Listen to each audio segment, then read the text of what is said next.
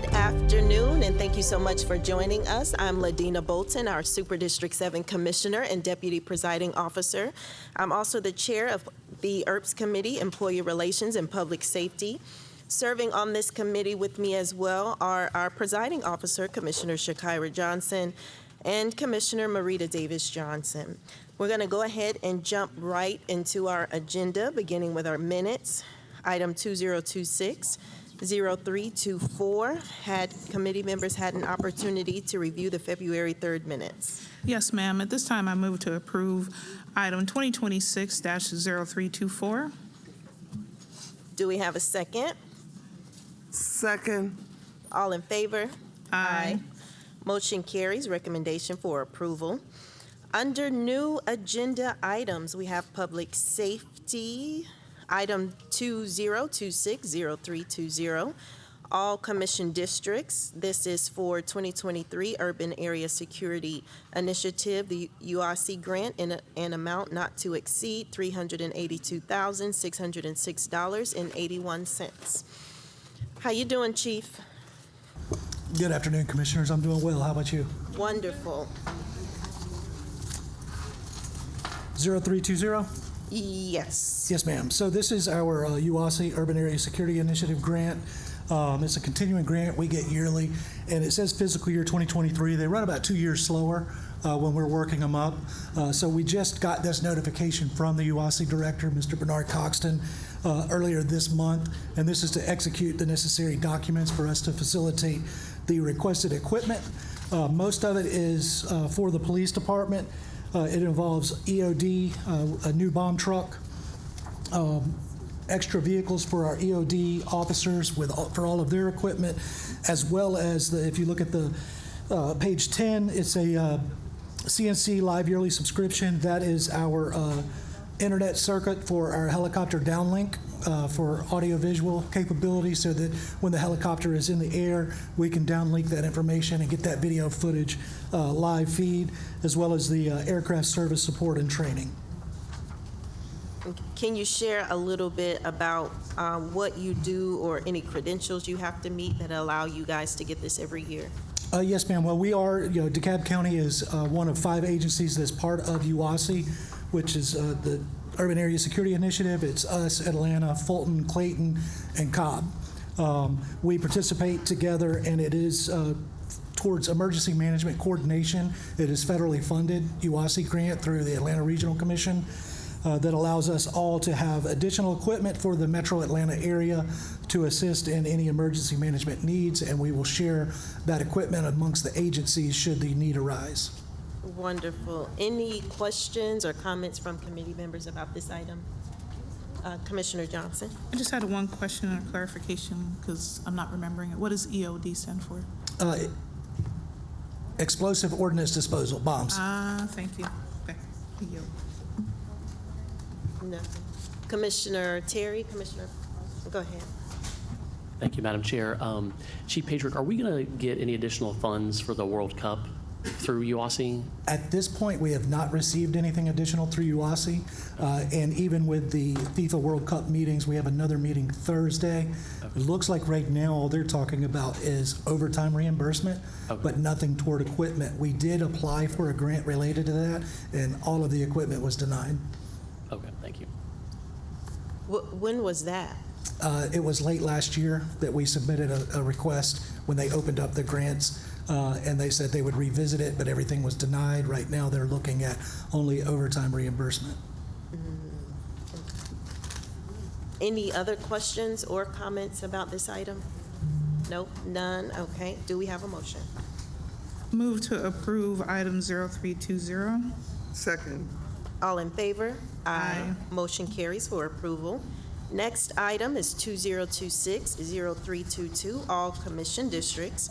This is to amend the performance period for 2022 Urban Area Security Initiative grant in an amount not to exceed $10,073.24. Yes, and this is in reference to, it's the previous year grant year 2022 through UASI, and we're asking for the extension only based on the fact that when the federal government closed for several months and they closed all the grant funding, it's just making up those months keep it in alignment. And I believe we have everything related to this previously executed, but this just keeps all the paperwork in order for that time that the grant was closed. Does it amend it through, say, the end of this year, or do we know what that is? It was actually to allow to August 15th, 2025 for receipt, but we have all the equipment. Okay. All right. Any other questions or comments from committee members? No, ma'am. Commissioners? I move that this item be approved. Second. All in favor? Aye. Motion carries for recommendation of approval. Thank you, sir. Thank you.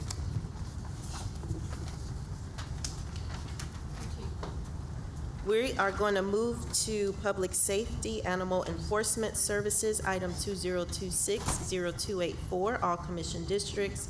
Change order number 6 to contract number 113-2039. This animal shelter operation services for DeKalb County, Georgia is a multi-year contract for use by the Department of Public Safety Animal Enforcement Services. This contract consists of providing animal shelter operations and services. This request seeks to ratify a previously provided contract term and rate increase. This request also seeks to increase contract funds, scope, and term through December 31st, 2027, awarded to Lifeline Animal Project, amount not to exceed $22,244,500. Okay. Thank you, Madam Chair. And so this item, it's currently in audit, but I'll just give some high points on it, and hopefully next time we come back together, it will have gone through the review process in the audit office. As you mentioned, yes, this is for the operation and management of the sheltering operations. And then there's a series of add-ons that we have included in the contract beyond the everyday management and oversight of the facility. So the base services for each year are approximately $9.9 million, and that gets the operation of the current facility as well as the 10 new kennels that we brought online a couple of months ago. So that covers the staffing for those. But then there are a number of community initiatives and expansion programs, such as a mobile clinic for spay and neuter program, pet food bank, access to veterinary care, funding for community outreach initiatives, and a certain amount of provision funding for crates, leashes, and so forth, and pet supplies. Our intent in this contract period to go between now and the end of December 27 is to really emphasize as much as possible preventing dogs in particular, but animals making it into the shelter. So when we look at our spay and neuter programs that we would be funding in 26 for the months of April through December, about $570,000, and then next year, I believe that would be about $750,000. And I believe the number we're looking at is 4,000 free spay and neuters throughout the county each year, or next year, and then we're prorating that for this year. Hiring a number of community engagement staff, which would be included, community cat and pet resource hub, tune of about $85,000 a year, and then supplemental upstream support that I mentioned earlier, your crates and leashes, pet supplies. All of these things are designed to keep pets at home and to reduce the number of unwanted or unplanned litters. So that's what we're really focused on. So that's a general overview of how the money is going to be spent over the next couple of years. During this time period, we'd anticipate doing an RFP just to test the market. We don't have any complaints or anything with the existing provider, but it would be a good opportunity for us to test the market.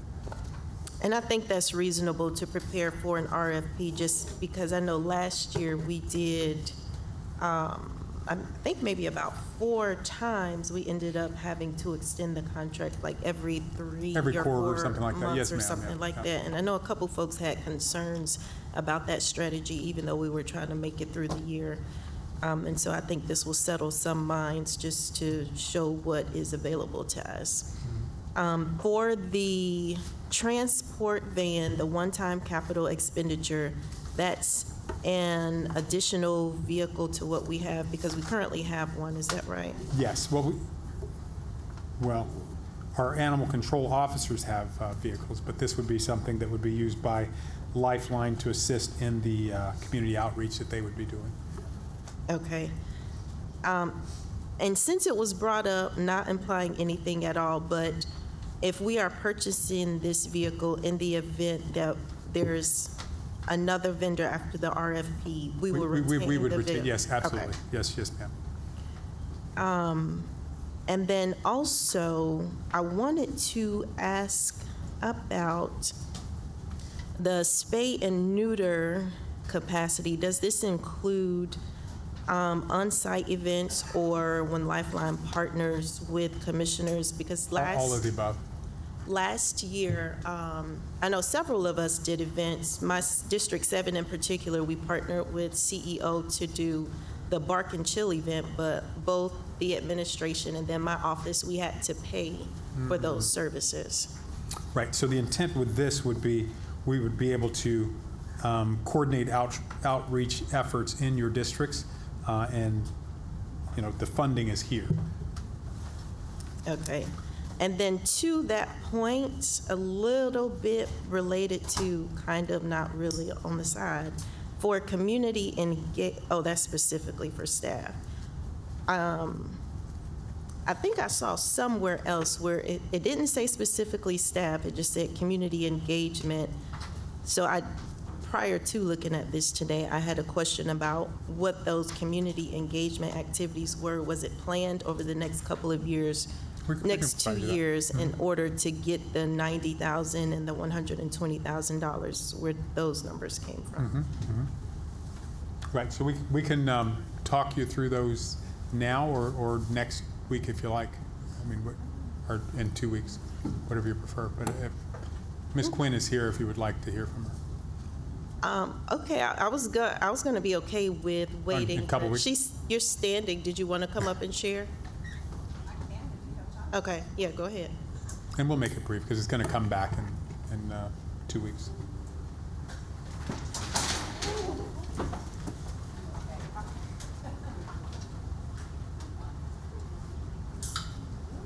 One moment.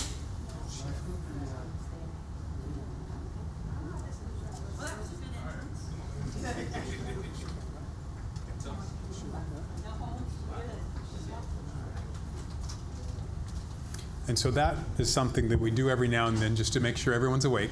Yeah. Rebecca? Thank you. I think I survived that. I don't want to go through all of it because it will come back, but just in answer to your question. So just increasing capacity is not quite enough. Like we can make, spay neuter is not one of those things necessarily with you build it, they will come. So we really need to target outreach to the communities where it's most needed, where we're seeing highest intake and that kind of thing. So the staff helps coordinate those spay neuter appointments. They're doing almost door-to-door outreach. We're going to try to flood social media. This is a dramatic expansion for spay neuter. All together with what you already have in place, we add this. In 2027, we're looking at 6,000 surgeries. So that's what that team does. It coordinates all that. People who don't have transportation, that's what the vehicle's for. We'll be able to transport them to the clinics. So it is really not only making the services available, but connecting people to the services where they live. And that's what that team's about. Thank you. And I know I took up so much time asking questions. Commissioner Johnson, you have something? Yes, I do. And along those lines, so you started asking some of the questions I had about the spay and neuter opportunities, because we also had an event we tagged it onto one of my community connection breakfasts to have the mobile spay and neuter. So when you were just mentioning, ma'am, about targeting areas with highest intake, where you are seeing that there is a problem, is that something that you can coordinate with the commissioners? Absolutely. Maybe, and we can help push out even additional information or coordinate an additional event trying to target those areas? Because I think what you and COO Williams is saying, we can't build our way out of this. We've got to be proactive and with the spay and neuter and stopping the expansion of all the pets.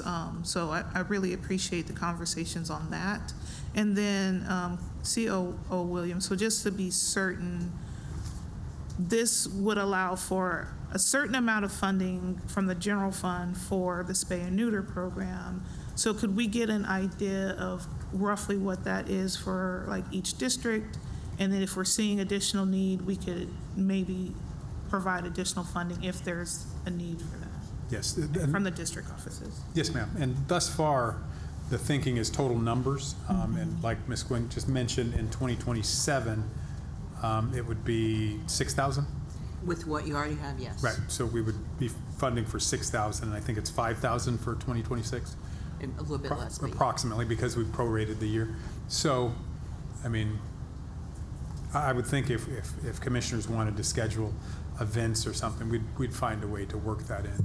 I mean, these are very large. This is very ambitious. Understood. Okay, I yield. Thank you. Any other commissioners have questions or comments? No. Okay, so, and this item has not come back from audit, No, ma'am. so we will entertain a motion to defer, I guess, about 2 2 weeks. Go ahead. Motion to defer this item for 2 weeks. Second. All in favor? Aye. Motion carries for deferral. Thank you. Moving on to fire rescue, item 2026-0183. All commission districts, this is change order number 4 to contract number 1246-736. Emergency medical supplies annual contract with 2 options to renew for use by fire rescue. This contract consists of purchase of emergency medical supplies for fire rescue and emergency medical service units, vehicles. This request seeks to ratify a previously provided contract term increase. This request also seeks to increase the contract funds and term through June 30th, 26. Awarded to Bound Tree Medical, LLC, amount not to exceed $360,000. Hey, Chief. Good afternoon. All right. So can you just talk through this item for us, please? Absolutely. So this contract is for medical supplies that we use on a day-to-day basis. The reason for the ratification and it is for that extension while the contract continues to work through the ITB process. And I do have a question. This might be for Director Butler. I see that the term is through June 30th. Do we anticipate doing one of the renewals thereafter? A procurement process is already occurring, so Okay. the June is just, that's a stopgap. We're almost through that process. Okay, thank you. I yield back. Any other, I said I yield back, Lord. Any questions or comments from committee members? No, ma'am. From commissioners? No? Okay, do we have a motion for this item? Motion to approve this item. Second. All in favor? Aye. Motion carries for recommendation of approval. Thank you, sir. Thank you.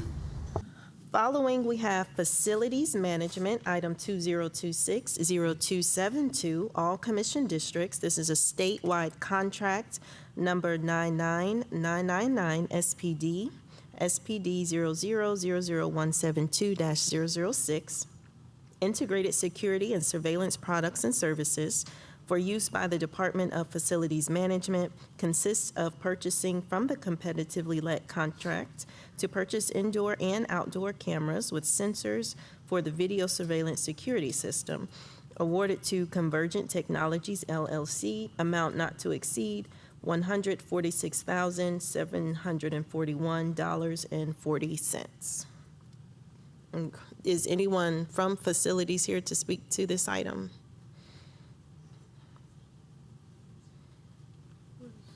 Okay.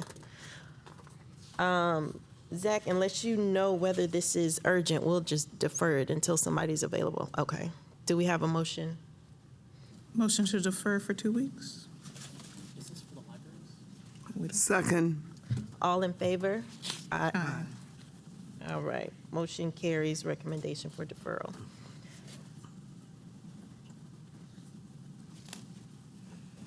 Okay, we're going to jump over to page 3. I'll come back to this walk-on.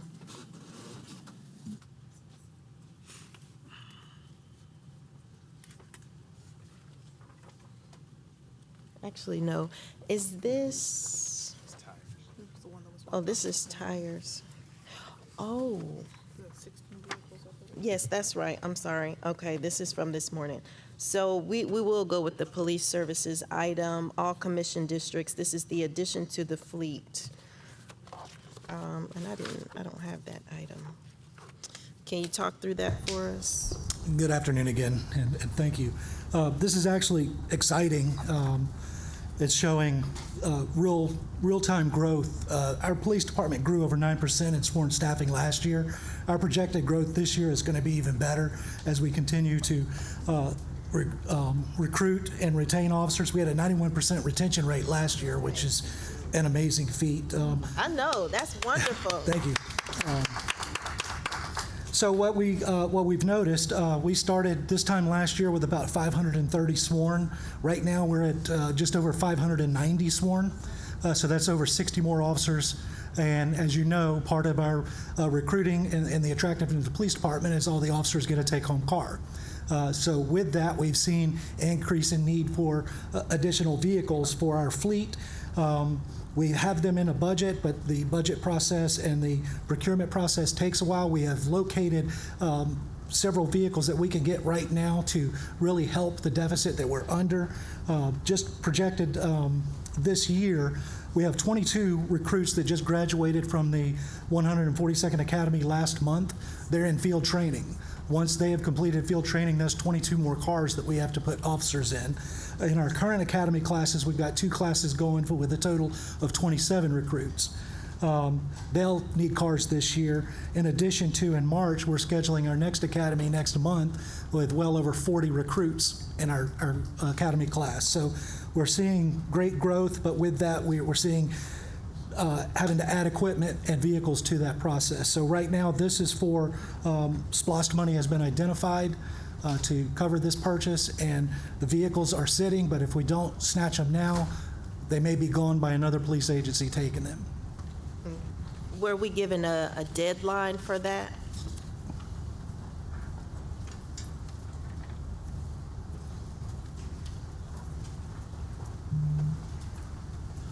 The dealership did not give us a deadline, but they said they will go before we could do it in our normal purchase cycle. Okay, and this, just reading from the walk-on item that was given to us this morning, for the 16 vehicles, cost per vehicle $62,169, total cost $994,708. And this 16 covers, you said, the class that just graduated?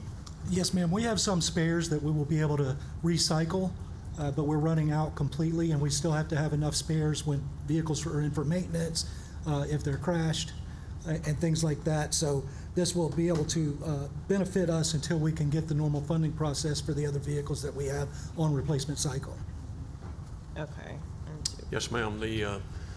When y'all do approve the budget at the end of the month, then that will set us in motion to start purchasing more vehicles. But the delay, potentially, we'd have a potential chance of losing these.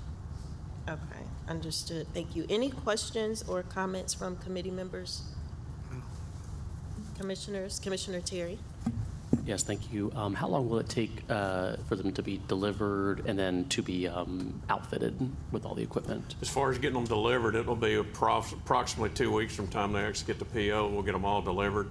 And then the upfit is a little more what the chief would have to answer. They do the upfits. Yeah, so we're looking at probably a month or 2 for the outfitting, Okay. decal, radio, lights. Okay, and all the internal? Yes, sir. So, thank you.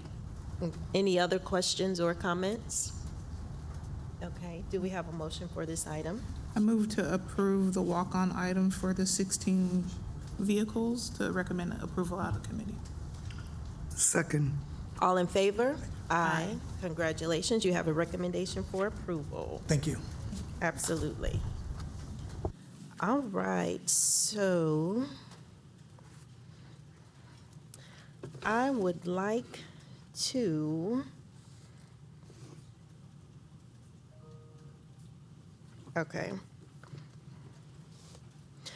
I would like to move on to item 202506. Well, actually, let's do this first because this is going to be really quick. Under District 7, 20260281, that item on the last time that we met, we needed just some feedback from state to support the fire marshals and just overall the resolution as written with controlled blasting and safety ordinance that we put together. And we haven't gotten that feedback yet, so I would like to see this deferred for a couple weeks more. Remember, we're dealing with another entity, the state, and it may take a little bit of time. So if you can make the motion to give enough time for them to give us feedback. And do you think 2 weeks is enough? I don't. I didn't think it was enough the first time. Do you want to do 30 days? Yes. Put 4 weeks. Okay, I move that we defer this item for 4 weeks with the stop back in ERPS. Second. All in favor? Aye. Motion carries. Recommendation for 30-day, 4-week deferral. All right, so we're going to go back to item 20250683, all commission districts, to approve a resolution to address egregious littering and the illegal dumping of scrap tires. And we just received a printout for this item. All right, Mr. Allen. Good afternoon, Commissioners. Thank you for your time today. Staff has brought to you a red line version of the latest edits to the scrap tire enforcement article and the overall legislation that has been proposed by Commissioner Patrick. And as I'm aware, Commissioner Davis Johnson will be a co-sponsor on the substitute legislation that will be brought to you all as well. This red line version also incorporates some blue line versions, I guess we can call it, on page 7 under violations and penalties that incorporates what you all asked for the last time we had this conversation, which is the law department to review this legislation. So the words in blue as it relates to tire dumping for commercial purposes were, brought to us by one of the attorneys in our law department. So if you would like, I can go through each of those, but in a nutshell, I'll kind of want to back up a little bit and request that, prior to discussing this, we have a deferral to the second ERPS committee meeting in April to allow for the state General Assembly to finish their legislation, their legislative process. One of the things that we're looking at the state level is to allow counties to increase fines and penalties for egregious tire dumping. And it may be prudent to allow for that process to play out and then make any decisions as it relates to increasing that is allowable at the state level to happen then. However, as it stands now, I think this has great legs. If you all wanted to pass this now, I think we're in a good position to do so. But the other second caveat is the administrative end where the real work will happen, right? And the administration has done a phenomenal job of not only understanding the environment that we're in, but also moving from an enforcement standpoint to also how are we going to address this from a comprehensive lens and have more partnerships at the county end. By the time we get to April, I do believe that we'll have a comprehensive strategy to bring to you all, not just at the legislative level, but also at the administrative level, that we'll put together and be able to communicate really to our residents, to our business owners, here's the process. So the board is ahead of the curve. Great job on this legislation, great teamwork. There have been several conversations and meetings at the department level. At the state level, there's some state legislation that's probably going to be proposed very soon. So all those pieces are moving, but at the local level, we already have what we need to move forward. But again, we want to have the state legislative process in place, and then we move forward from there. That's our recommendation. Okay, thank you, sir. Commissioner Patrick, would you like to speak to this item? Yes, thank you, Madam Chair. I sure appreciate that. I really think that this is just perusing through what you've given to us, again, this is getting to be a better and better ordinance every time. And then to hear what you've said, that the administration is already working on getting their plan together so we can roll this out very effectively. I think that's fantastic. Just from other experience on items we've been dealing with that the legislature gets involved with, I do think it's a good idea for us to let them do their thing, and then we come in and make sure that whatever changes or any modifications they've made to state law, this is actually able to adapt to that relatively easily. There's a typo on the last page in the blue. It does say. I did see that. Yeah, okay, perfect. Yep. We're good. Any Thank you. business occupation tax. Yeah. Yep. That's one letter off, so we'll make sure that's updated. Thank you. Yes, sir. Thank you. Good eye. And then just to thank you to my colleagues, including the ones that are not here. This really has been a collaborative effort. Like everyone's, I think, has given some input on this in some shape or form or fashion. And I think this is really an example of what we can do when we work together, as well as with the administration. So thank you very much. Thank you, Madam Chair. Did you have something, Commissioner Davis-Johnson? Yeah, I would like to thank Commissioner Patrick for bringing this forth and allowing me to piggyback on him. But I think it's needed legislation. I think if we wait until April and see what the legislature is going to do, and if it passes, Yes, ma'am. it would strengthen our position as to what we would need that we may not have in this legislation or what we could do. Right.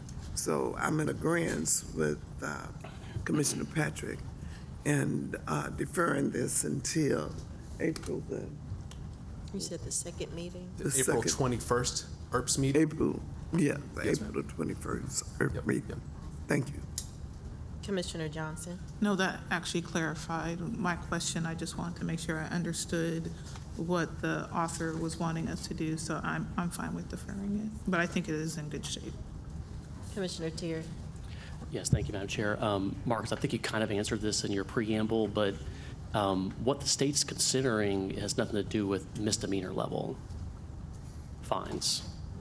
Because right now, misdemeanor fines are capped at $1,000. Right. So if they're talking about adding more penalties, it's going to be at the felony level, which is above 500 pounds for a dump site. So I'm not sure what we're waiting on, because nothing on at the misdemeanor level is being contemplated for legislative change at the Capitol. So, I mean, I would submit that we can go ahead and approve this because the legislature's not touching the fines for misdemeanors. Is that correct? Well, what you all have asked in your joint legislative agenda is 3 salient points as it relates to tire waste cleanups and reimbursements, as well as the penalty structure that counties can be allowed. And the third bullet point under there is allow counties the ability to increase fines and penalties for illegal tire dumping and egregious solid waste in violation of the county's code of ordinances for repeat violations. As you eloquently stated, the max a county or any municipality can fine for code violations is $1,000 per violation. That is correct. I think the sentiment was that what would it look like if we were able to increase that? We believe we found a little bit of a workaround to that by making each dump tire a single offense. I think that was actually proposed by you, Commissioner Terry, several commissioners, I believe, Commissioner Patrick as well. So if a violator were to dump 50 tires, they would be charged $1,000 per tire dumped. And that is a very good workaround to that, and we do have an apparatus to support that. So on one end, yes, that will be what the local government is looking at. But again, we want to shore this up at the state level.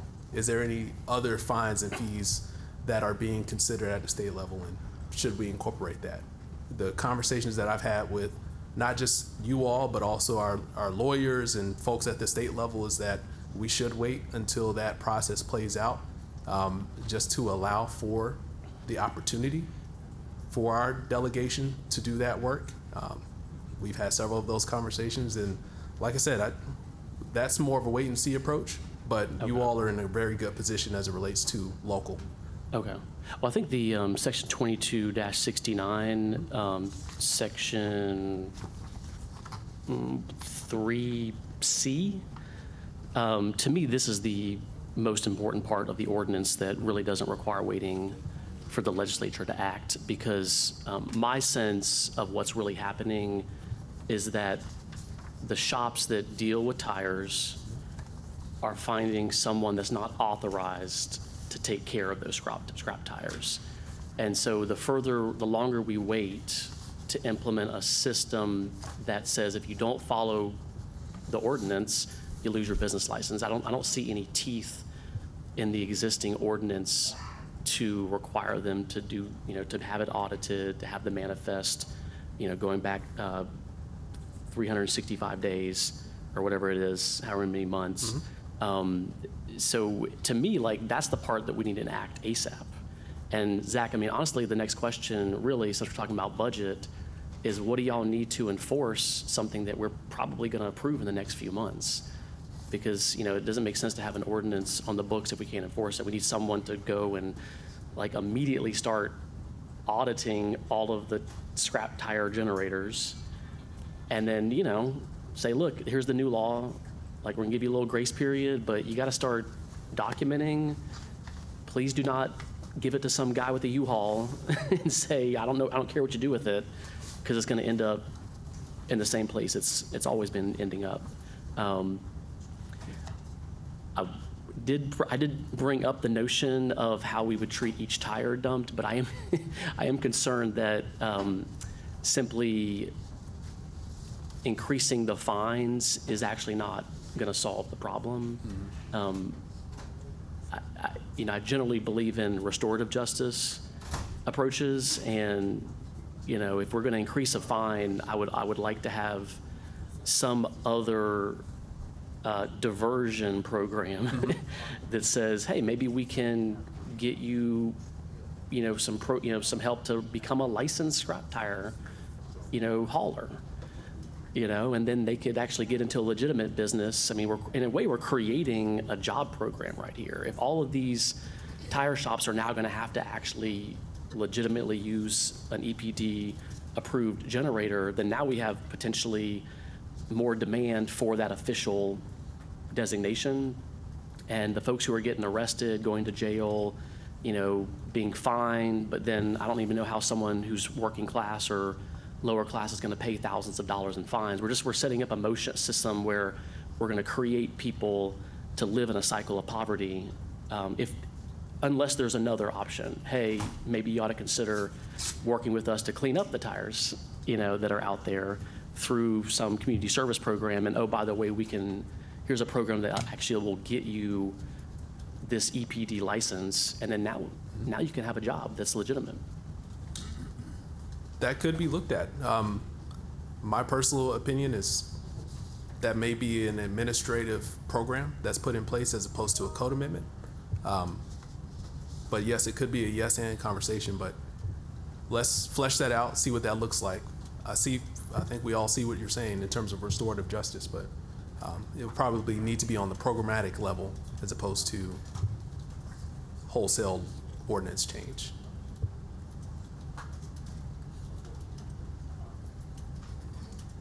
Okay, thank you, sir. Any other questions or comments from commissioners? Okay. I would like to say, I do like the idea of restorative justice, but I don't think it applies here to dumping of tires. I think that's outside the scope of repair or a form of reparation, support, justice. That's different. But in any case, I do think it's good to support those who, when you propose legislation, when you have support from your committee members, it does show that we're actively working with you and not against you. So if there are no other questions or comments about this item, do we have a motion for it? Yes, I make a motion that this item be deferred until, I think you said April the 26th. April 21st, ERPS committee Okay. meeting. Yes, ma'am. April the 21st with it stopping in. So Would that April be- 28th BOC? Yeah, prior stop in April ERPS on the 28th. 28th, with the prior stop back in ERPS. Yes, ma'am. Second. All in favor? Aye. Okay, motion carries. Recommendation for deferral. We do have two discussions. Here is our guest. Has our guest arrived? On the way. Okay, he's on the way. Go budget. We're able to go ahead and do the budget discussion.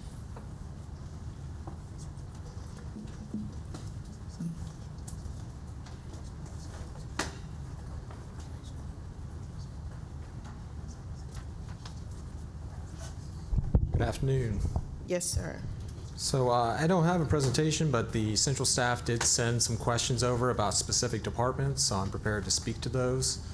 Would you like me to just go down the list of the departments? Yeah, Okay. give us just a Sure. minute.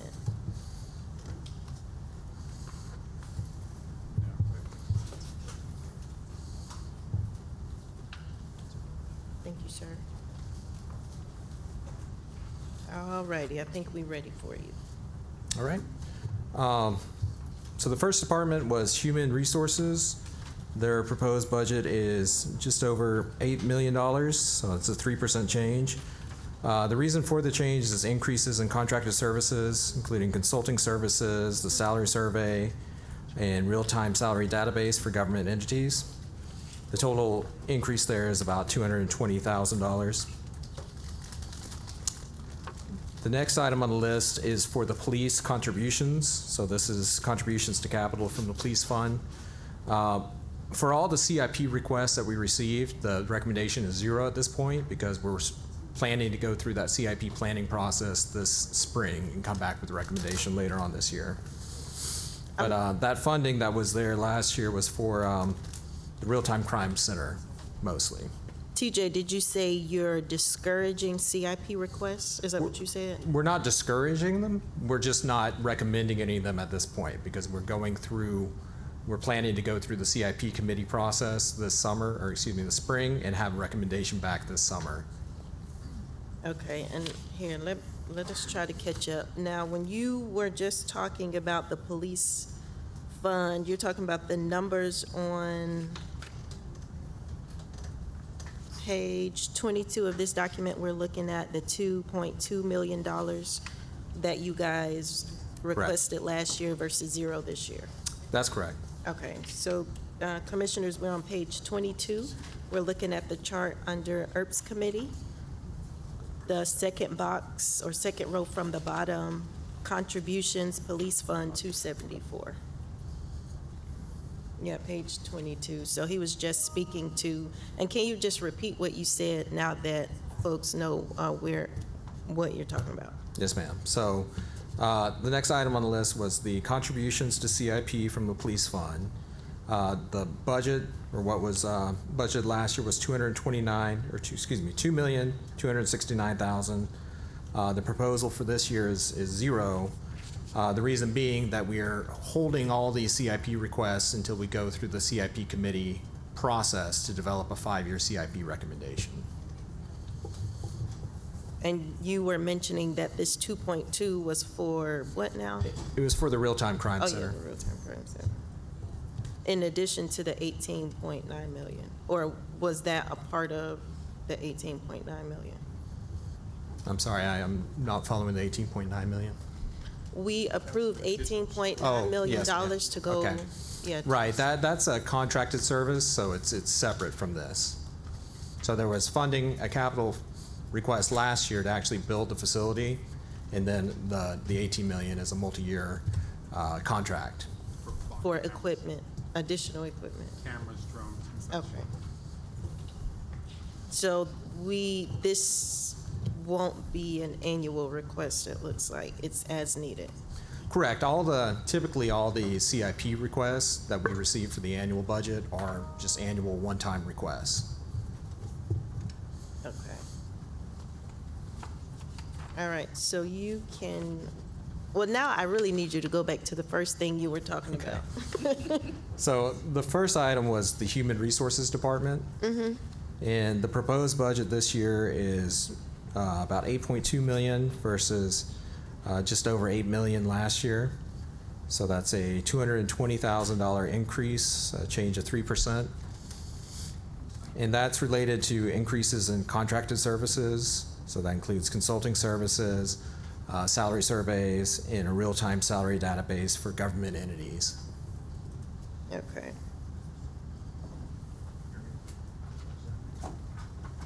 All right, well, since did you have more questions to go through? I don't wanna answer. It's just, I think there's maybe 5 more Okay. departments on the list, but if you have questions now. Well, commissioners, do you have any questions before I ask him to continue? Okay, Commissioner Davis Johnson has something.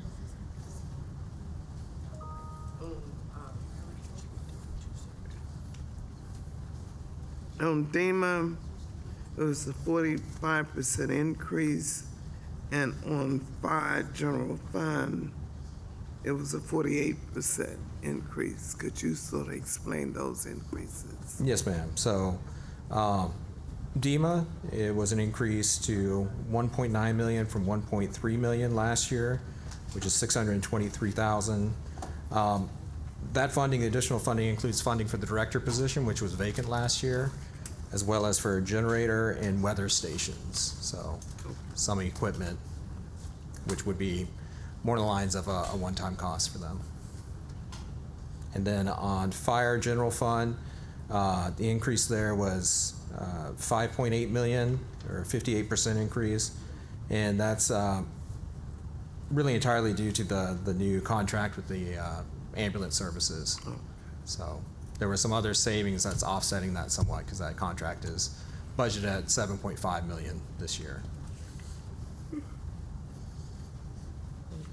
Okay. I yield back. All right. Can you continue through with the questions? Yes. So the next item on my list was the police budget for in the police fund, which is showing a 3% decrease. That's really related to how we're funding the vacant positions and the timing of that, as well as removal of one-time costs for ATVs, flock cameras, office equipment, North Lake CID off-duty officers, computer equipment, and subscriptions that are IT related. And some of that we might be revisiting as part of the amendment as well, just because as you just heard from the police chief, they're doing a good job of retaining and attracting officers.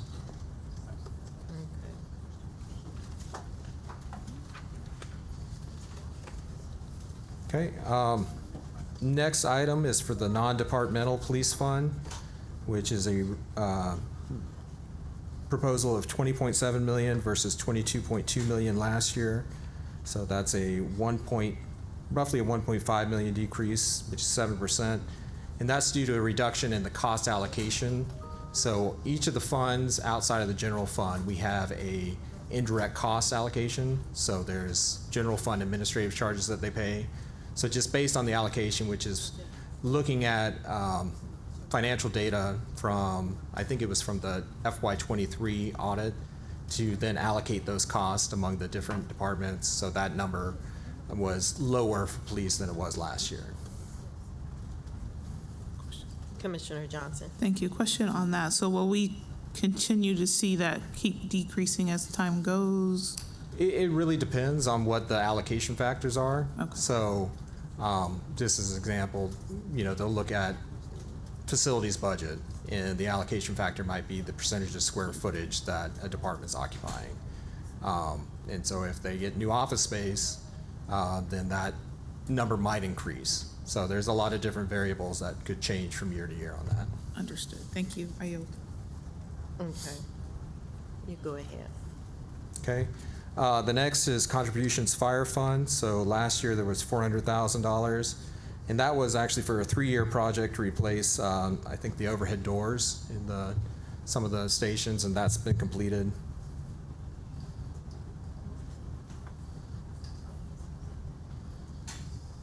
And you said that was for what? That was for contributions fire fund. Okay. Well, there's also non-departmental as well on the list. And how much was that difference? 400,000. That was a decrease. Contributions fire was a decrease? Correct. So they had a capital project that was funded over 3 years.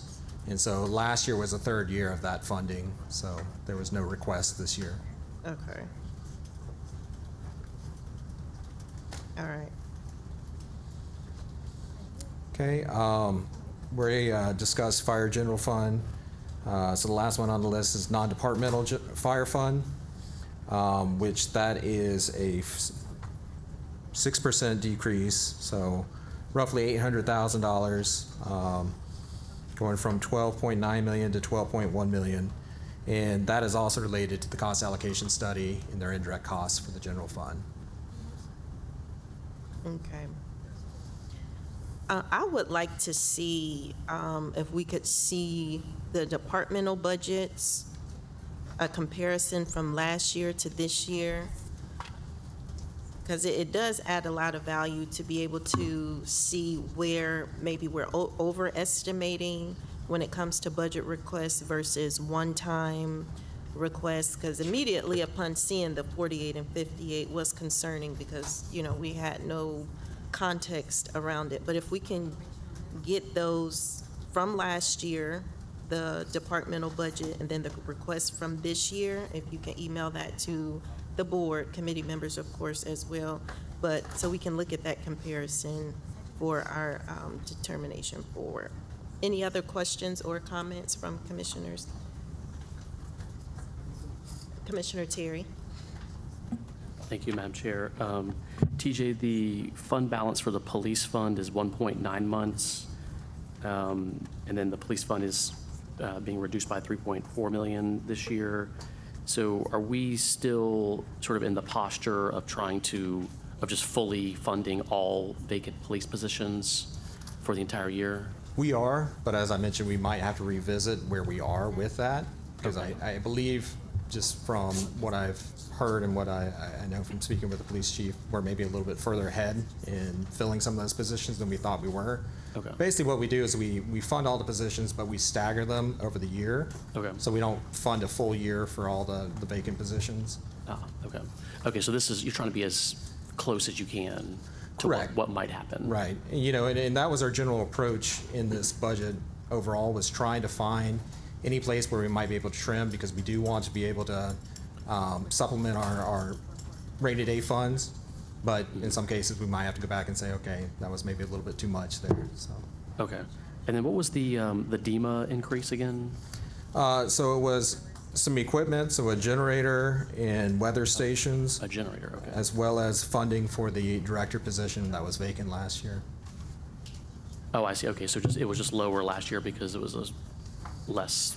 Right, so there was, you know, that position wasn't funded because it was vacant, and then there were these purchases are kind of like one-time costs for this year. I see. Okay. And then was there anything on E911? I think they were relatively flat. Okay. I think that's why they didn't appear on this list. I see. Okay. And are we, Zach, how are we doing on our response times?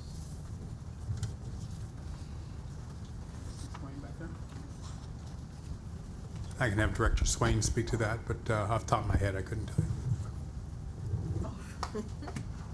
Is that fine?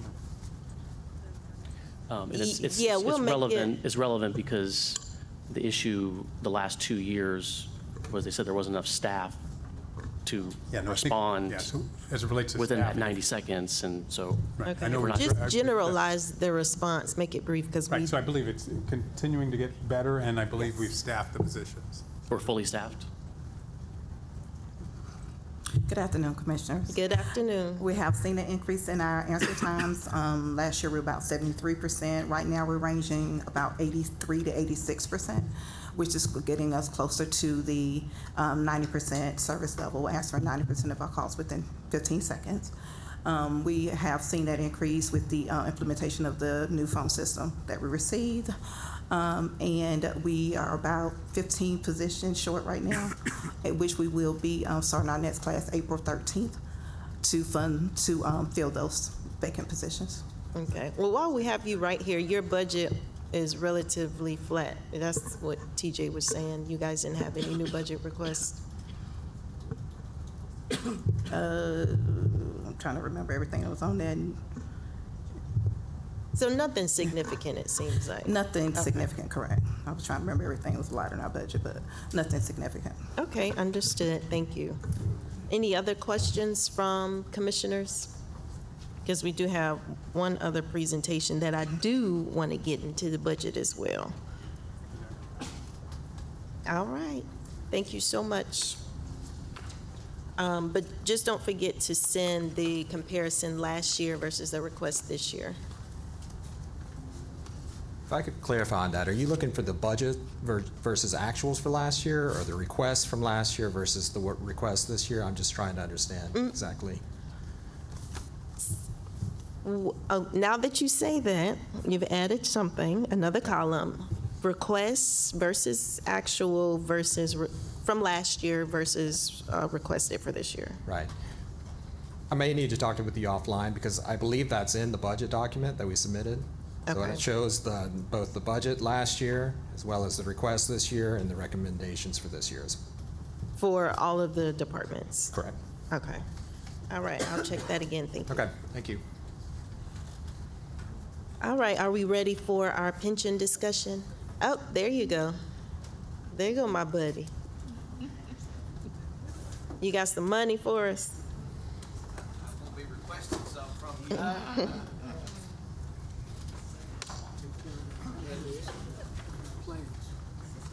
I hate it. I'll be requesting something from you, seem like. Make it worth my while. Yes, ma'am. All right, you want to talk us through the document? Yes, ma'am. So I sort of just made it quick because we had three things, and I figured you just want to get on down to business. Number one is the line of duty death benefit. You all will approve that as concept. You asked the county attorney to prepare you a home rule amendment to get that done. The annual cost is $64,093. You can see that the Group 1, its pension plan is designed to pay 82.5% of the salary at retirement age. That's the 2.75% multiplier. Group 2 is designed to pay 67.5% of an employee's salary at retirement. Group 3 is 30% of salary at retirement.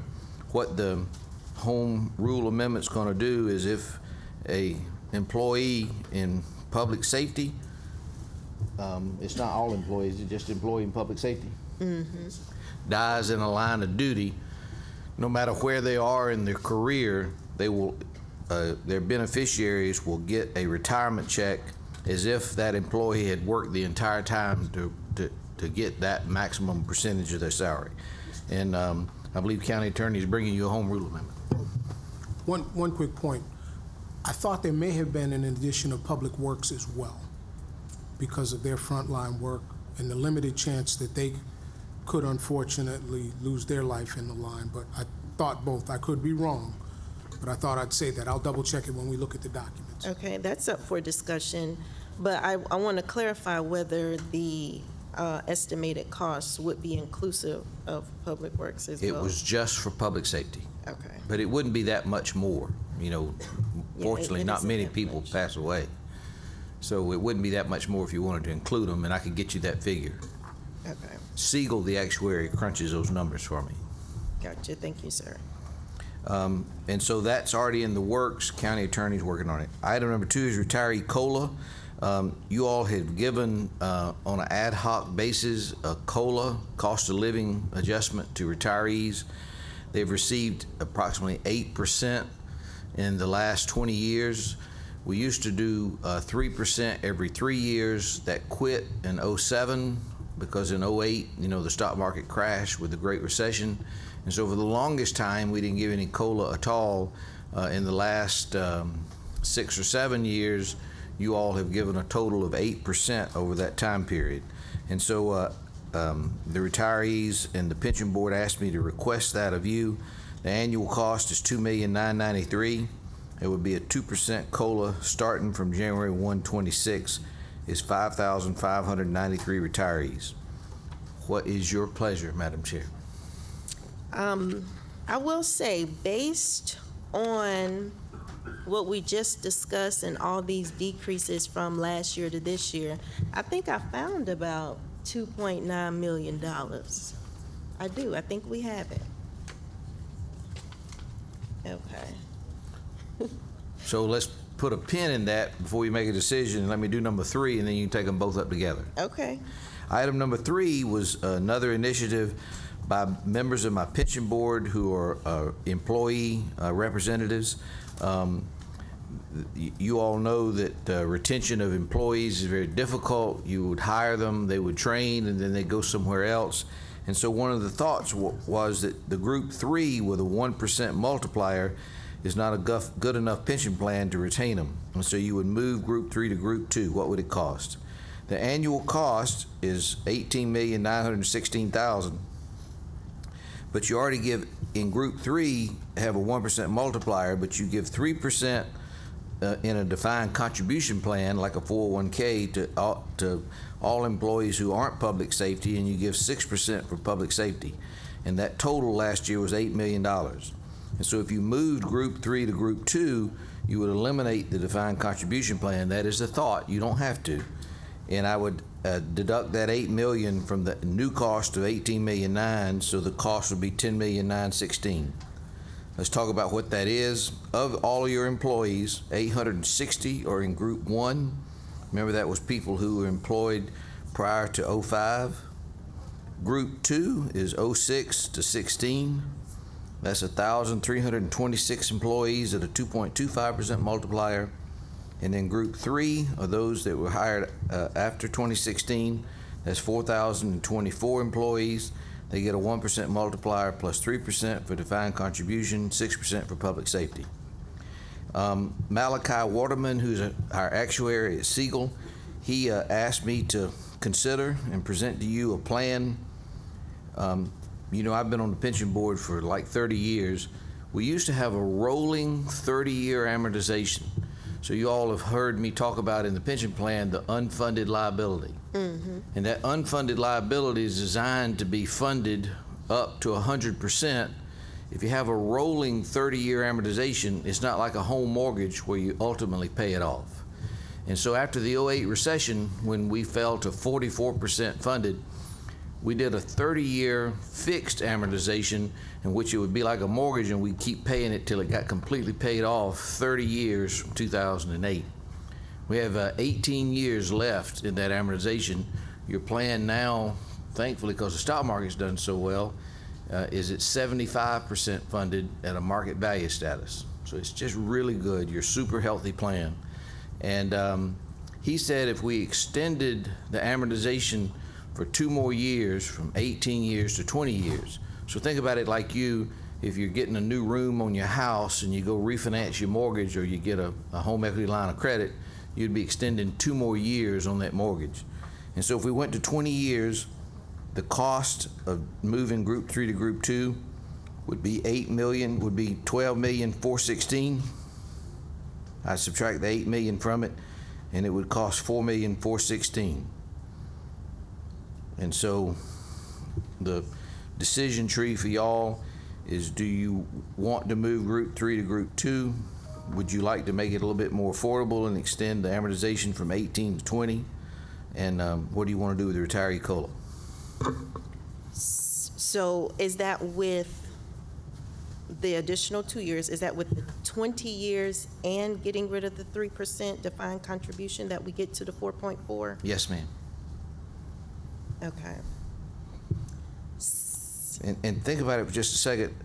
Look up at underline number 1. Group 2 is designed to give you 67.5% of your salary. You would add on to that Social Security. And so the thought is you don't need the 401k type plan if you go to Group 2. You knew I was thinking that. I was thinking about how much damage would be done, if any, or if it's more of a benefit to get rid of the defined contribution. Okay. Well, one of the things you could consider is just contributing more to the defined contribution if you didn't want to. The whole argument with pensions these days is younger employees don't stay and get a gold watch, and so they want to be more mobile. And so with a 401k, they can always move it with them. And you know, y'all don't call it a 401k. I think it's called one's called a 404, and one's called a 457. But they can move it with them. But as far as you coming up with an incentive to retain employees after you've invested so much in training them, a defined benefit plan, the old-fashioned pension plan, that's more retaining than it is them just picking up the 401k and moving. But you could consider just contributing more to a defined contribution plan if you wanted to. But that's not on here as an option. Okay, because the goal is retention. Yes, ma'am. That is the goal. But based on what you were just describing, it does make me wonder, because people like flexibility even if they don't use it. So would that deter people if they know they don't even have if we remove the 3% defined contribution, would that deter folks with both recruitment and retention if they know they don't have the flexibility coming in like they would have somewhere else? Is your human resources director here? No. Yes. Maybe she could speak to it better than I can. And I'm just thinking out loud, so if you don't have a response right now, I understand, but go ahead, Madam Commissioner Chair, Johnson. I think I would like to see kind of a breakdown of what that cost would be if we were to say go up to the 6% defined contribution, maybe 6 and 9, and what that what that cost would look like. So I could back into that. So if 3% and 6% was $8 million, gotcha. Another 3 and another 3 would be $5 million. And so the cost to move Group 3 to Group 2, if you move the amortization from 1820, is about $4.4 million. So it's about the same number. So I backed into it. 3 and 6 is $8 million, and so 1.5 and 3 would be $4 million. Understood. Okay. Thank you. Yes, ma'am. Yes, ma'am. I'm sorry, can you repeat the question? Yes, ma'am. So we were just talking through our options. Ultimately, the goal is, one of our retention strategies is to improve our pension. So we were talking about moving Group 3 to Group 2. And one of the strategies in order to move the groups is to get rid of the 3% defined contribution, which has a little bit more flexibility. If people decide to go to another job, they can take that retirement funding with them. Even though our priority is retention, sometimes not having the option for flexibility could be a deterrent. So we were just kind of talking through, if we were to get rid of the 3% defined contribution so that we could increase our pension for folks in Group 3, do you think that may deter folks from wanting to come or stay in DeKalb because we have removed one of their options for retirement? I don't think so. I don't think it would deter new hires. Okay. That's all I needed to hear. Can I ask her before you leave, do you believe moving Group 3 to Group 2 would be a beneficial thing? I do. Okay, wonderful. Yep, I don't even need an explanation. And 2 to 1, Group 2 to 1. We gonna get there too. We gonna get there. I'm gonna put that plug in. Move 2 to 1. She had plenty of walking around sense. Okay. I mean, because that $4 million is looking good to me. It's looking really good to me with only a 2-year added on to the amortization period. Okay, so I'd like some feedback. What, were you going to go through all of the slides? Or? No, ma'am. So all of the slides are just my TJ kind of things to justify that one page. So Okay. so all the other slides are just the detailed stuff. Oh, I did have a question. So is the $4.4 million to move the 4,024 folks from Group 3 to Group 2, or are we phasing it in where the first 1,000 is 4 million this year, and then next year an additional 4,000. Great question. So you had asked me that the last time I was here, and I went back to Siegel and to the staff, and Siegel is actuary, and they do plans all over the nation. They said the administrative headache of trying to keep up with 15 years from now, which, if I moved them up in chunks, it would be so difficult to try to keep up with it all. And so they said the best way to do it is just to move them all at once, and the phasing, that's how they came up with moving 18 to 20. That made the financial burden a whole lot less. But they thought the other way, which you suggested, which makes sense, to do it phased like that it would be an administrative nightmare to keep up with it. And then how do you pick who gets picked? So that's what they said. Okay. All right, so I'd like some feedback from committee members. I think it's doable. If we go back to what TJ said, we saved $800,000 in fire fund, non-departmental. We saved $2.269 million for contributions in police fund. We saved $1.48 million with non-departmental police fund. We saved $3.397, let's say $3.4 million with police. Yeah, the police fund. That sounds like, what am I asking for? That sounds like 4 plus 2. That sounds like $7 million. And TJ has walked up, so I'm curious. Oh, hey, buddy. Well, yeah, I did want to speak to especially the cost allocation plan and how those costs are allocated. Is they didn't really go down; they just went different places. So everything, all the costs that are allocable from the general fund get allocated. So what that means is maybe police went down, but maybe sanitations went up, or fire went down, and then watershed went up. Any of those, so there's really that's not a net savings there for cost allocation. I understand what you're trying to do, just wanted to make that clarification. Next time, TJ, I'm not gonna let you speak. Madam Chair, can you speak, TJ, about this? If they were to approve it, where will the money come from? So it's $4.5 million. You have the money in the budget? You have to come up with it? At this point, it would have to come from the reserves. So it'd be lowering our fund balance, unless there was another mechanism to raise the revenue. That's for both the COLA and the move to Group 2, but we could pick either or potentially. Correct. Okay. Although both would require either reducing the reserves, reducing some other budget, or increasing revenue from another source. Okay. And so you're saying the savings she thought she had ain't savings? Well, it's not. It's the savings has already been budgeted. It's baked into the budget. So the only way to really come up with new money would be to take it from somewhere else in the budget. Okay.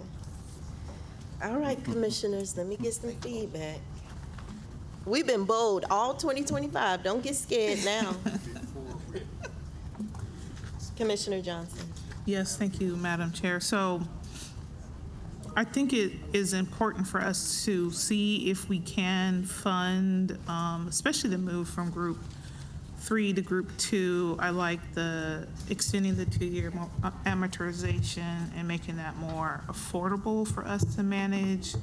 I know I've heard from employees who know I'm on ERPS and like, hey, are y'all gonna do this or not? Because I really want it to happen. So I do think that is an incentive for retention. I would like to also look at the COLA for 2%. And remind me again, did we do COLA last year? I don't think so. We did last year for 2%? 2024 for 3%.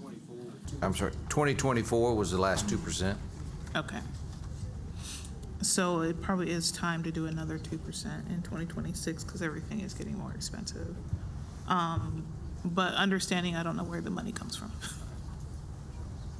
So if I were sitting in y'all's shoes, I would tell staff, this is what you want to do, and they bringing you the budget. I don't know, they're talking about a millage rate adjustment, and they're bringing you that. Ask them to include this so that you all can evaluate it. I mean, you know what I mean? Say that. Ma'am? Say that. And so ask them to bring you the numbers so you can see it, before you raise your hand and say yes. Yes, sir. Yes, sir. Let me get a quick point of clarity. I know you want to say something. We're talking about the 3% defined contribution. Will it impact the 6% for public safety? Will that be Yes, ma'am. reduced or eliminated? Eliminate. I'm eliminating both of them. Okay.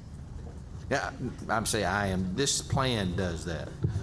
You don't have to do that, but it saves you that $8 million, which then I apply to the cost of moving Group 3 to Group 2. So look at, if you left the $8 million DC plan alone, if I keep the 18-year amortization, the cost is $18.9 million. If I keep the $8 million and go to 20 years, the cost is $12.4 million. And so I'm deducting that $8 million from those numbers to come up with the $10 million and $4 million. Okay. See what I'm saying? Mm-hmm. And if you would turn to the second page, just real quick, the total cost of your pension plan, your annual contribution for 26 would be $83,210,000. That first number up there is 21.69% of pay. And so what we're talking about for 27, that number will go up by whatever you decide with these figures. All right, and you were going to add something to that, Zach? Yes, thank you, Madam Chair. I was just going to say, if before any decisions are made, I would love the opportunity to do additional fiscal impact analysis on, what this will mean for all of these things. And we have been talking for a while about the movement of certain employees as well as all employees in Group 3 to Group 2. Mm-hmm. But, the devil, as they say, is in the detail. And so, I would want an opportunity to really revisit or visit that and understand what does that mean with the contributions employees have made, how much of that comes over. It's, just a lot more detail. And even including the retiree COLA, as you contemplate a retiree COLA, we're still trying to evaluate, do we have money for an employee COLA? So I just want to put everything in context. Okay. Commissioner Johnson? Yes, COO Williams, when did you think you might be able to have that financial impact? 12 months. I know we're in the middle of budget cycles. Right. So it's going to take a few weeks, I would certainly imagine. So, I mean, give us 30 days. Okay. That's what I was thinking. Say that again? I'm going to come back mid-year if we don't do anything with it now. I think that's fair. Right, yeah, and actually a mid-year, Madam Chair, gets us closer maybe to understanding what, the economy is going to look like and so forth too. Okay. Commissioner Terry, you had something?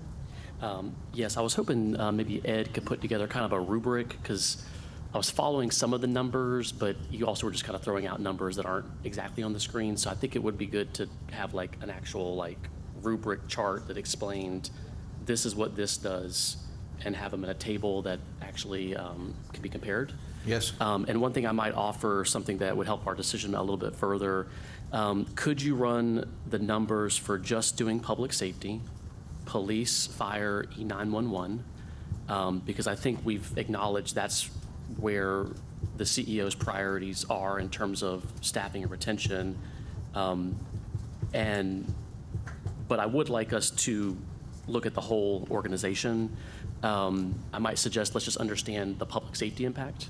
Also, could you explain, would this be opt-in? Would Group 3 get a choice, or would they be required? Required. They'd be required, okay. Okay, and then in terms of the extended vesting period, is it 7 years now? Yes.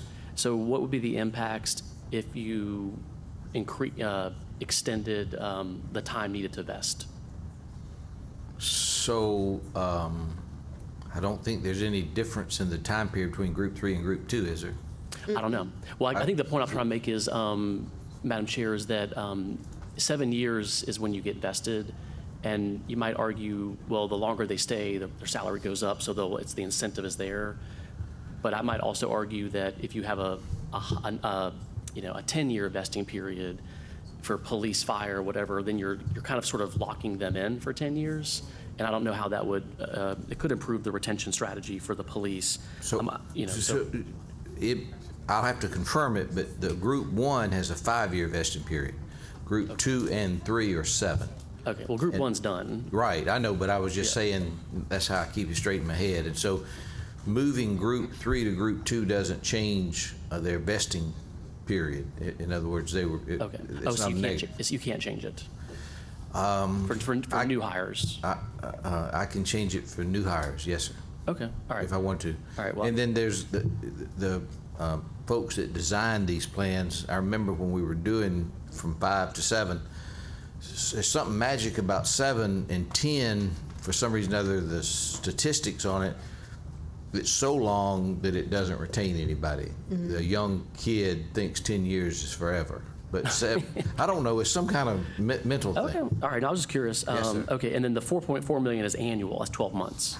Yes. Okay, so I think we should just ask the question of what would be the impact fiscal year 2026. It'd be lower than 4.4. Well, this is to take effect in 2027. So the 26 numbers already baked in, that's the 83,210,000. Oh, okay, well, we're talking about next year's, all right, so actually, we're not even talking about this year's budget. Well, but that's, you don't not look at it like that. Well, no, I mean, but. I know what you mean. You know how long it takes to make a decision, Ted? Yeah. No, but I thought we were, because TJ just said, well, where's the money going to come from? But this is FY27, then, I mean, we got time to figure that out. We do. Okay, all right, well, that was the key point that you missed from the Yes, sir. presentation, is it going to affect FY27? Okay. Okay. Well, I mean, I'm in support of this, Madam Chair. I fully believe, and I've heard mostly from public safety saying that is the incentive, because there's folks who are in the fire department who are Group 2 and Group 3, and Group 2 is like staying solid, but Group 3 is going to Gwinnett. They're lateraling because of the better benefits and pay and et cetera. I will just bring up one thing that has been discussed in terms of the retiree COLA, and Ed, you remember me talking about this, but when those retirees, when those were employees, they had a plan that didn't have a COLA built into their contribution. So I think it would be interesting to maybe help out future county commissioners.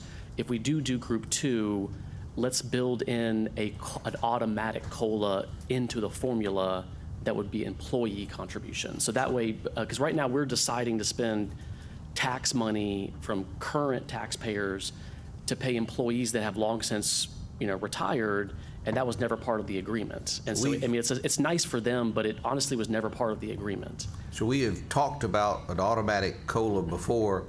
It is the opinion, or was the opinion, of your county attorney's office, Vivian and Laura Johnson, that because of the prohibition in the Georgia Constitution of binding successors in office, that you can't do an automatic COLA. Now, not every lawyer has that opinion, but that has been theirs. Well, all right, so I think we should research the idea of funding a COLA, and it wouldn't be automatic, it would just be already funded, in essence. So the commission wouldn't have to take it out of tax funds, they just simply take it out of the pension funds. You see what I'm saying? Yes, sir. So, but I mean, just understanding what would be the employee contribution so that all employees right here, that if they're in Group 2, they know, okay, I'm signing up for Group 2, here's how much I'm paying, and then when I retire, I'll have 2%, 3%, whatever it is, for the life of my pension. So in that regard, because for the previous 6 or 7 years, you've given an 8% COLA, every 5 years, the actuary does an experience study, and they're required by the ethics of their profession that since we had given a COLA, it averaged a 0.5% a year for that 5-year experience study.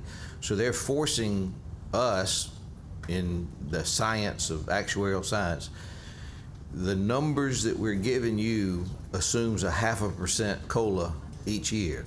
Oh, and if you don't give it, then it just adds to the funded balance. It goes to the unfunded fund balance. Oh, interesting. Okay, so they're already trying to bake that in. At least a 0.5%.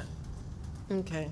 We'll go ahead and wrap up because we're into PWI's time. So what I would like to request, I do like Commissioner Terry's idea of breaking it down a little bit more so everyone can digest it a little better. I know we have been talking about it for some time. So the numbers look good to me, but I need to make sure they look good to everybody. So if you could do that for us, please, and then, oh, shoot, I was ready to say something else. And then, earlier in the year, last year, did we do the numbers for public safety? We did. We did that already, okay. I just got to update them with the new employees because it was a year old. Okay. And I drank so much liquor, I can't remember what the numbers were. You are something else. Okay, well. And I'll have to get back to you. When your vision clear up, if you can send those numbers over, that would be good. Yes, ma'am. Ideally, we want to do everyone, but yeah, it's no cause one way or another just to share those additional numbers as well. But do I have the consensus of the committee, at least for the line of duty death benefit? I have to recuse myself. Oh, yeah, that's right. Yes, you do. Okay. So you got that, please, sir? Because that's just $64,000. We can do that. Please make the recommendation. Do what now? It needed in a motion. Oh, I got a question. Commissioner Patrick? Hey, so there were a lot of different, I guess, departments talked about. I know it started off with public safety, and then I thought I heard Public Works was included in that. Is that accurate? And then I thought I heard Zach say they're also looking into all employees. So just clarify, who all are we talking about? For the move from 3 to 2? For 3 to 2. The request was to move everyone from 3 to 2, but I think Attorney Phillips said he thought Public Works was included in the death benefit, but we did not do the numbers for that. That was not included. So I did, the 63,000 is public safety alone. Mm-hmm. I will go back, but it won't be much difference. Okay.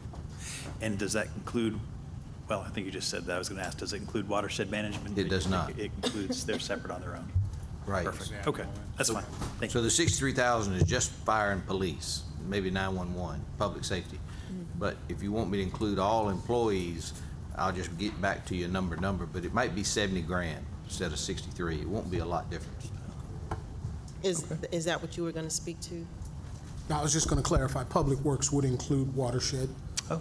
But I heard, yes. So I apologize to you. So Larry told me the 63,000 includes, 64,000 includes everybody, right, Larry? Yes, sir. Right. Oh. So it does include everybody. Okay. Oh, okay. Even better. Yeah. All right, Okay. 64,000 for everybody. You had something else after that, That's it. Commissioner? Okay. All right, go ahead. Yes, ma'am. So at this time, I move to approve a recommendation and move forward with the line of duty death benefit paid to beneficiaries with an annual cost of roughly $64,000. Yes, second. We got to vote. I'd like to, no, we requested retroactive. Yes. Retroactive as of last year, January 25, right? Yes, ma'am. Okay. It covers the two. Yes, for budget. It covers the 2 employees who did in fact die that brought this to our Retroactive attention. to cover those employees. Yeah, who lost to last year. cover the 2 from last year. Okay. And, We need to call for the vote. all in favor? Aye. Okay, Zach, With one abstention. with one abstention. Zach, we coming back for you. Yes, ma'am. I just want to make sure that we're going to have some numbers to work with in a couple months. Yes. Can we set a Absolutely. deadline for Yeah, that? absolutely. And so just to be clear, we're looking at the fiscal impact of moving Group 3 employees all to Group 2. Mm-hmm. Okay? Additionally, I guess we can also just revisit, I'm sure Mr. Wall's numbers are accurate on the retiree COLA, but we can revisit those numbers too. Okay. All right, wonderful. Any other questions, comments, or concerns? Doesn't look like it. Nope. All right, do we have a motion? Motion to adjourn. Second. All in favor? Aye.